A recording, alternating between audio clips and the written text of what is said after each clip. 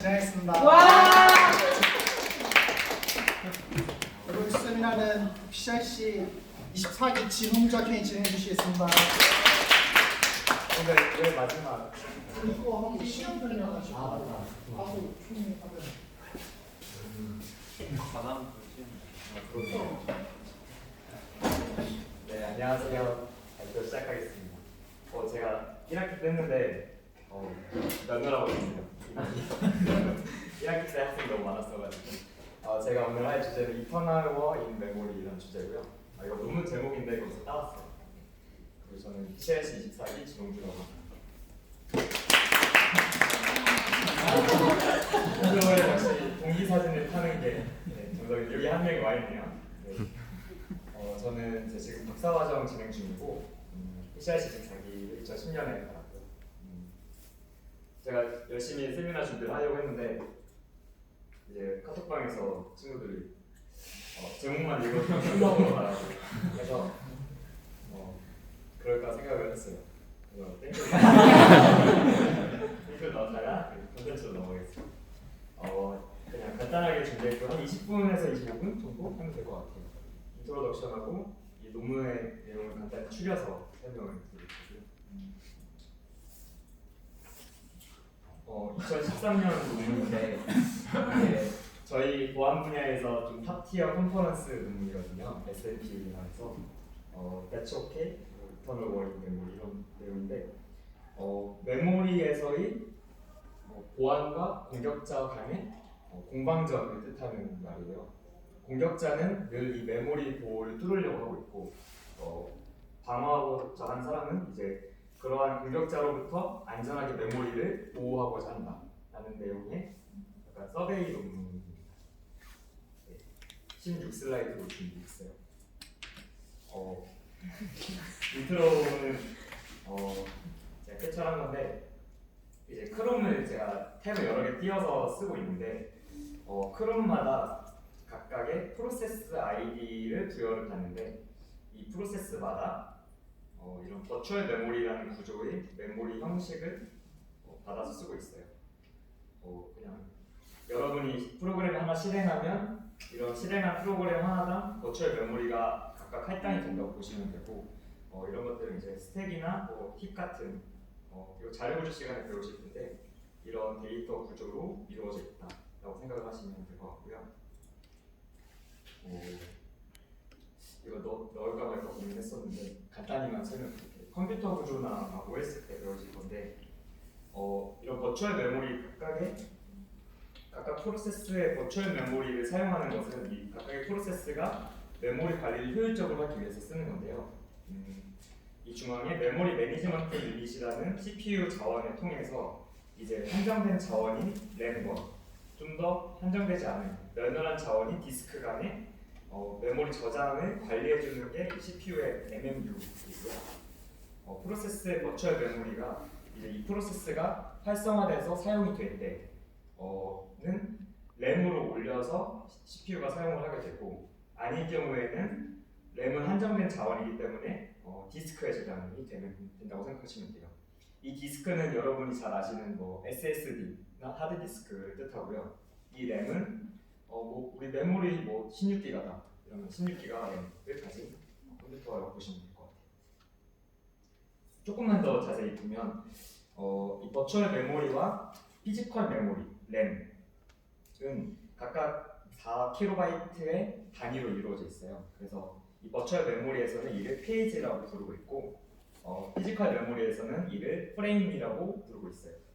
그렇게 해서 중간에서 이 MMU라는 아까 말한 CPU 자원은 이 페이지 테이블을 이용해서 이게 밸리드하다라고 되면 이제 얘는 피지컬 메모리에 매핑되게 하고 밸리드하지 않다 0으로 세팅이 되면 디스크에 매핑을 한 형식으로 우리가 자주 사용하고 주로 사용하는 자원을 램에 주로 올리게 하려고 하고 아닌 경우에는 디스크에 올려서 사용을 하고자 합니다.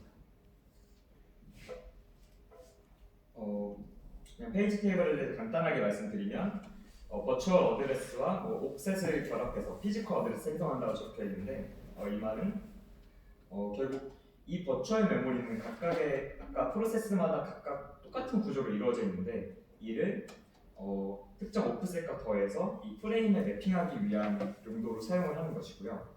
그리고 해당 페이지에 대한 액세스 권한을 표시하는데 이 운영체제나 유저 간에도 뭔가 권한이라는 게 있어요. 만약에 이 페이지가 유저랑 관리자 다 읽을 수 있어, 다 쓸 수 있어 이런 것과 이건 관리자만 관리를 해야 돼 이런 차이가 이 액세스 권한에 따라서 다르게 표시가 됩니다.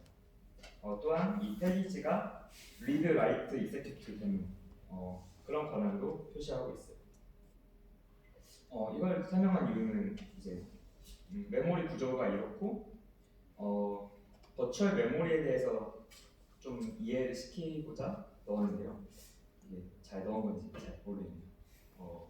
일단 제가 타겟으로 하는 것은 버추얼 메모리에서의 뭔가 메모리 보호를 타겟으로 두고 있고, 그래서 이제 제일 간단한 구조인 스택 메모리에 대해서 잠깐 설명을 드릴게요. 이 스택 메모리는 이게 리턴 어드레스, 레지스터 스필, 로컬 베어리블 이런 어레이나 데이터 포인터 등을 저장하는 그런 데이터 구조이고요. 이 영역은 정적이기 때문에 실행 중에 뭔가 저장된 데이터가 바뀌지 않고 실행하기 전에 프로그램 우리가 코딩을 한 대로 좀 고정이 되어 있다 생각하시면 돼요. 그래서 코드 레벨에서 이제 이건 어셈블리 언어 배우실 텐데 푸시나 팝, 콜, 리턴 같은 명령어를 이용해서 손쉽게 관리가 되는 메모리 영역이에요. 이 스택이라는 게 접시가 쌓이다 이런 느낌이잖아요.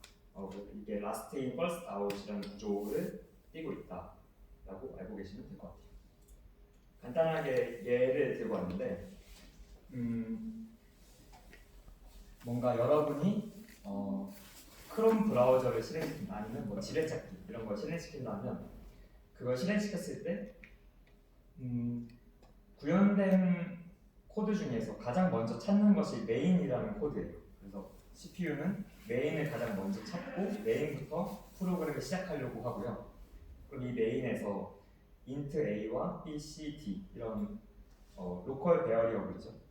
이런 베어리어블이 스택에 차곡차곡 쌓이게 되고, 만약에 이 펑션을 호출했을 때는 이제 이 펑션 다음으로 리턴이 되어야 되기 때문에 이 해당하는 리턴 어드레스를 푸시해서 집어넣게 됩니다. 그리고 이 펑션에 대해서 a와 b를 푸시해서 이렇게 쌓이는 스택 구조를 띄고 있습니다. 여기까지가 인트로고요. 결국 저는 이 리턴 어드레스라는 것이 프로그램이 흘러가는 데 있어서 좀 중요한 요소이거든요. 왜냐하면 결국 이 펑션 C가 모든 일을 끝마치고 다시 메인 함수로 돌아갈 때는 이 리턴 어드레스를 이용해서 돌아가게 되는데, 만약에 외부 공격자가 이 리턴 어드레스가 저장된 공간을 침해해서 이 리턴 어드레스를 자기가 원하는 곳으로 변경하게 되면 뭔가 문제가 있겠죠. 이 메인으로 원래 돌아가야 될 곳으로 돌아가지 못하고 다른 곳으로 가기 때문에 문제가 생긴다. 그런 공격자들이 있고 우리는 어떻게 방어를 하여 왔고 또 다른 공격은 무엇인가, 이런 것들을 간략하게 설명을 드릴게요. 좀 가장 고전적인 시스템 공격 방법인 코드 인젝션 어택을 하나 들고 왔는데요. 이거 제가 굉장히 알기 쉽게 구성을 해보려고 노력을 했습니다. 이거 되게 열심히 하겠고요. 일단 펑션 포인터인데 이거는 특정 펑션의 주소를 들고 있는 애라 생각하시면 되고, 얘를 실행시키면 그 특정 주소로 점프를 하게 되는 그렇게 생각하시면 되고, 여기는 버퍼가 있고요. 그 스위치 문이 있는데 케이스가 0이면 FP는 플러스로 해서 플러스 함수를 실행시키고, 케이스가 1이면 마이너스 함수를 실행시키겠다 라는 간단한 함수입니다. 지금 정상 스택 메모리는 이런 식으로 구성이 되어 있고요. 이제 스위치까지 다 실행이 됐다라고 가정하고 있고, 이 버퍼 다음에 FP라는 이런 펑션 포인터가 저장이 되어 있어요. 이제 이 이름부터 딱 취약한 펑션이라고 되어 있는 이런 펑션을 실행을 시키게 되면 이제 공격자는 취약한 함수를 이용해서 이 인자로 받은 버퍼를 오버플로 시킨다고 가정을 하고 있고요. 만약 이걸 오버플로우 시키면 뒤에 저장돼 있던 FP는 당연히 뭔가 다른 값으로 바뀌겠죠. 그리고 공격 코드를 공격자가 우리는 그러면 이 위치쯤에 공격 코드가 저장되도록 버퍼 오버플로우 시키겠다라고 해서 버퍼 오버플로우를 진행할 수 있습니다. 이 버퍼 오버플로우는 아마 올해 그 손영현 형이 세미나를 했었죠. 그래서 자세히 넣지는 않았어요. 그리고 그렇게 되면 이 FP가 원래는 다른 곳, 플러스나 마이너스를 가리키게 되어 있는데 지금은 공격자가 원하는 공격 코드를 가리키게끔 변조가 되어 있습니다.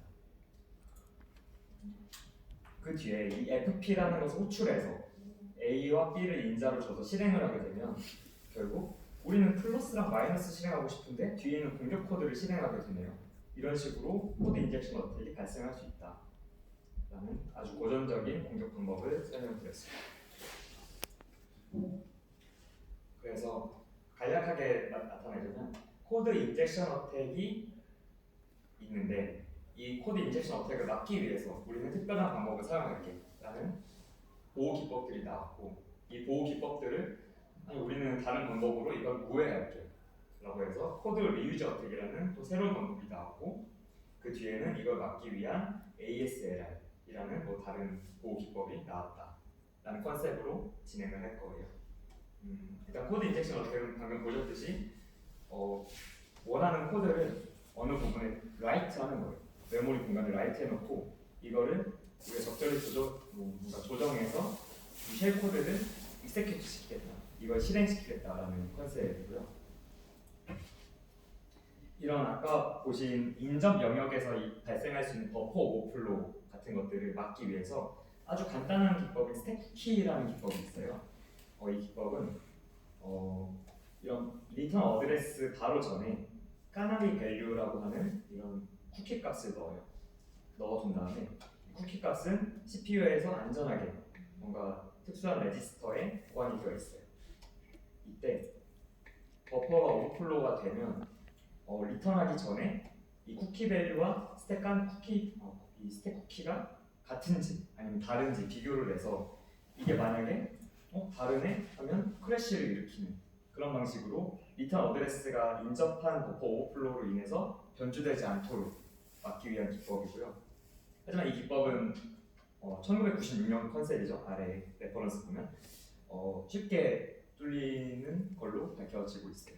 실제로도 제가 졸업할 쯤에 13학번인 친구가 졸업 프로젝트로 그냥 한 200번의 시도로 이런 스택 쿠키를 무해하는 그런 걸 선보였던 걸로 알고 있어요.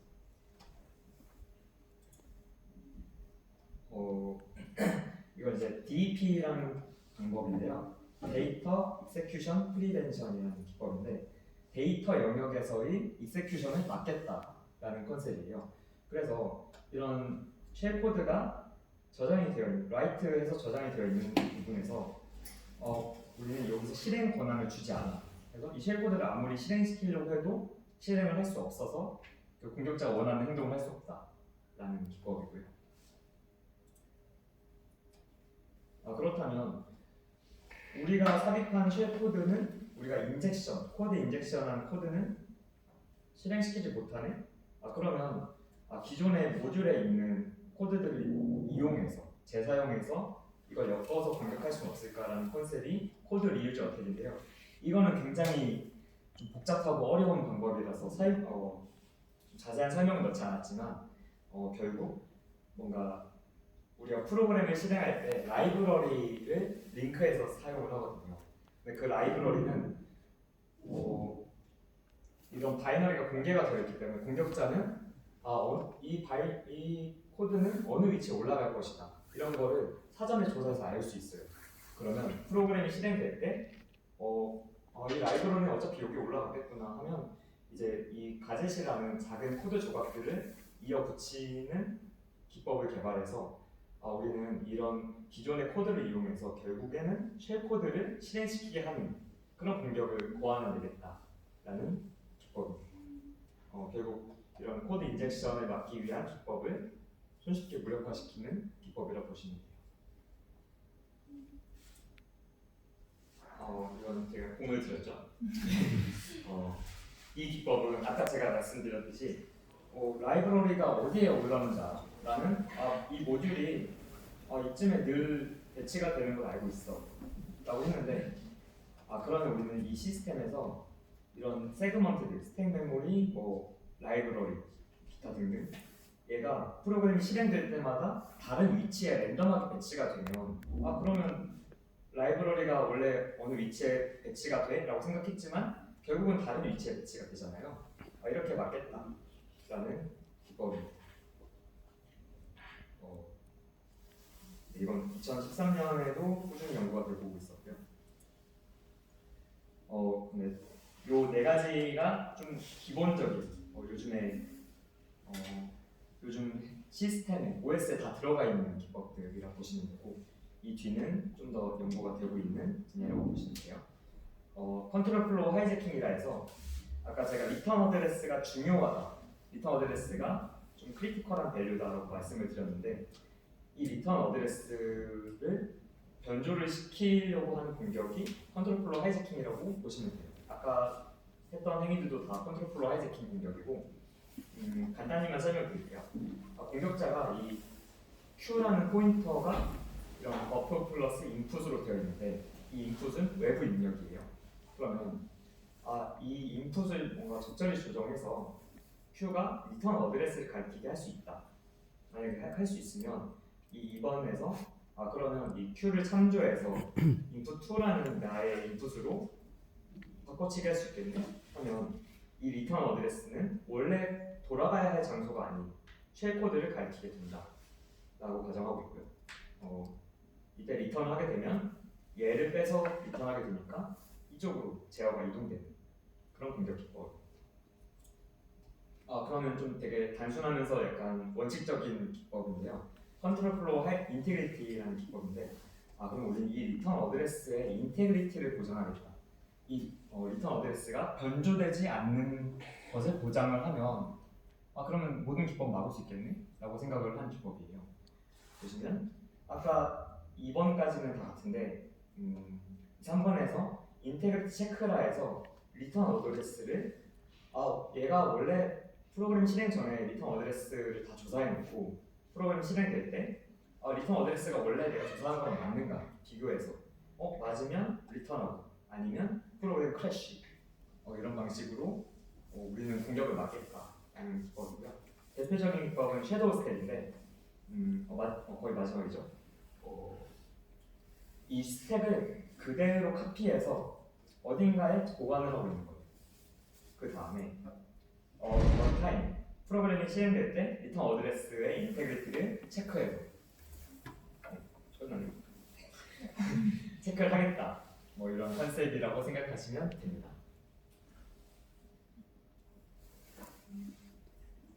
컨클루전 다음 같고요. 이제 이 스택 쿠키 같은 경우는 여러분이 리눅스 환경을 사용하시면 그 GCC를 쓸 거예요. 아니면 클랭을 쓸 수도 있고 이런 컴파일러에서 이 스택 쿠키를 지원을 하고 있어요. 지금 현재도 알게 모르게 다 들어가 있죠. 그리고 이런 DEP와 ASLR 같은 경우도 지금 윈도우 10, 윈도우 7 이상은 다 들어가 있는 기법이에요. 그래서 예전에 혹시 윈도우 XP를 써보셨는지 모르겠는데 이 윈도우 XP가 보안이 안 좋아서 다음 버전으로 업데이트를 해야 된다라고 주장을 했던 이유가 이런 ASLR 기법이 다음 버전부터 제공이 되기 때문이었어요. 지금은 이런 아까 설명드린 기본적인 기법들은 알게 모르게 우리가 프로그램을 실행시킬 때 다 적용이 된다고 생각하시면 되고요. 그리고 시스템 공격자는 지금도 현존하는 보호 기법을 오해 파괴해서 악의적인 공격을 수행하고자 하고 있어요. 보통은 이런 웹 서버나 아니면 DB 이런 것들에 대한 공격을 수행을 하려고 하고 있고요. 이런 공격 기법들에 대해서 연구진들도 좀 향상된 방어 기법을 연구 및 실험을 해가지고 지금도 끊임없이 이런 논문과 실제 공격과 아니면 패치 이런 기업들의 핫패치, 핫픽스 같은 거 있잖아요. 그런 걸 통해서 이렇게 공방을 하고 있다라고 알고 가시면 될 것 같습니다. 저는 여기까지입니다. 질문은